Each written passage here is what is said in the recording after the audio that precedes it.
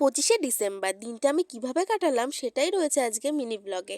চলো তাহলে ভিডিওটা প্রথম থেকে শুরু করি। হ্যালো এভরিওয়ান, আমি প্রিয়াঙ্কা। আমার অ্যাকাউন্টে তোমাদের সবাইকে অনেক অনেক ওয়েলকাম। সেদিন সকাল সকাল বেরিয়ে গেছিলাম ইকো পার্কের এমনি ইকো পার্কের গেট খোলা হয় 11টার সময় সকাল, আর আমরা সকাল সকাল তাড়াতাড়ি করে পৌঁছে গেছিলাম 10:30টার মধ্যে। তো সেখানে গিয়ে আমাদেরকে অনেকক্ষণই ওয়েট করতে হয়েছিল। তারপর আমরা ঢুকে গেছিলাম ইকো পার্কে নম্বর গেট দিয়ে।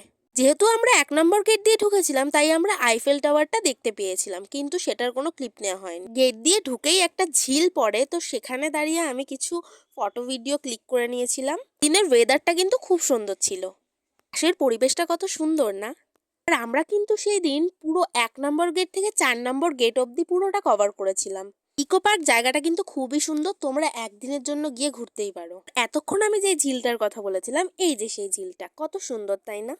অনেকটাই যেহেতু বেলা হয়ে গিয়েছিল তাই জন্য আমরা এই সমস্ত জিনিসগুলো দেখে তাড়াতাড়ি করে আমরা বাসে করে বেরিয়ে যাই বাড়ির উদ্দেশ্যে। তোমাদের যদি ছোট্ট মিনি ব্লগটা ভালো লেগে থাকে তাহলে ভিডিওটা লাইক করে দিও, চ্যানেলটা সাবস্ক্রাইব করে দিও। আবার দেখা হচ্ছে এরকমই কোনো নেক্সট মিনি ব্লগে। তো আজকের মতো টাটা সবাইকে।